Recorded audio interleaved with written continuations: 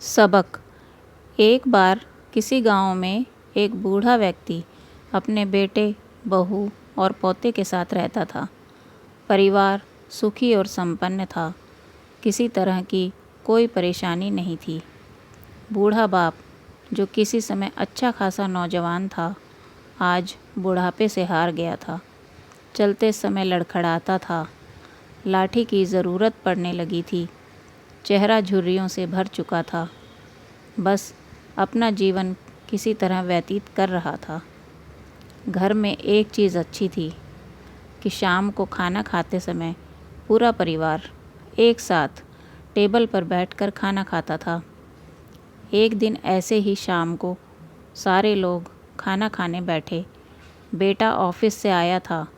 भूख ज़्यादा थी तो जल्दी से खाना खाने बैठ गया और साथ में बहू और पोता भी खाने लगे।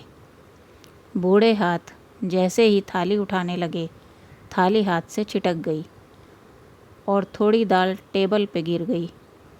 बहू बेटे ने घृणा की दृष्टि से पिता की ओर देखा और फिर से अपना खाना खाने में लग गए।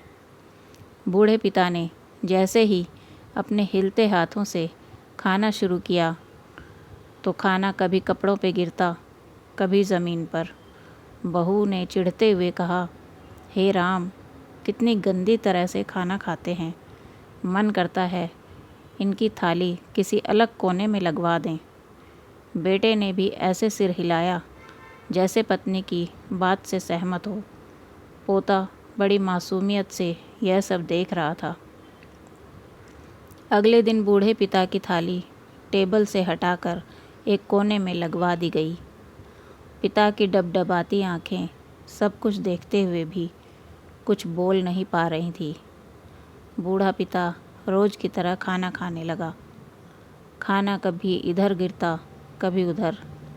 पोता अपना खाना छोड़कर लगातार अपने दादा की तरफ देख रहा था। माँ ने पूछा, क्या हुआ बेटे, तुम दादाजी की तरफ क्या देख रहे हो और खाना क्यों नहीं खा रहे हो? बच्चा बड़ी मासूमियत से बोला, माँ, मैं सीख रहा हूँ कि बूढ़ों के साथ कैसा व्यवहार करना चाहिए। जब मैं बड़ा हो जाऊँगा और आप लोग बूढ़े हो जाओगे तो मैं भी आपको इसी तरह कोने में खाना खिलाया करूँगा। बच्चे के मुंह से ऐसा सुनते ही बेटे और बहू दोनों की रूह कांप उठी। बच्चे की बात उनके कानों में गूंजने लगी। बच्चे ने मासूमियत के साथ एक बहुत बड़ा सबक अपने माँ बाप को दिया था। बेटे ने जल्दी से आगे बढ़कर पिता को उठाया और वापस टेबल पे खाने के लिए बिठाया और बहू भी भागकर पानी का गिलास ले आई ताकि पिताजी को कोई तकलीफ़ ना हो। दोस्तों, माँ बाप इस दुनिया में सबसे बड़ी पूंजी हैं।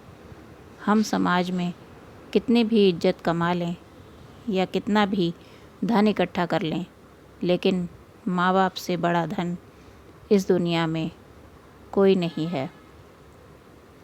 दोस्तों, अगर आपको यह कहानी पसंद आई हो तो please like, share and subscribe my channel शिक्षा बाय स्टोरी। धन्यवाद।